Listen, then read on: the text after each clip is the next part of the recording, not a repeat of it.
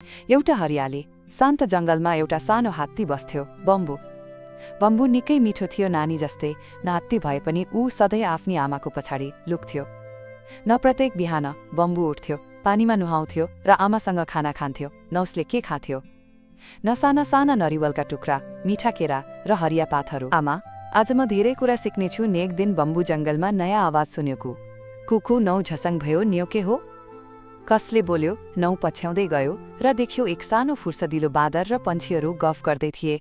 न हामी नयाँ खेल खेल्दैछौँ, आउँछौँ। बम्बुले बाँदर खरायो र सुगासँग नयाँ खेल खेले घन्टी खोकेको हुन्थ्यो। सबै साथीहरूले खोज्थे। बम्बु सधैँ भन्थ्यो,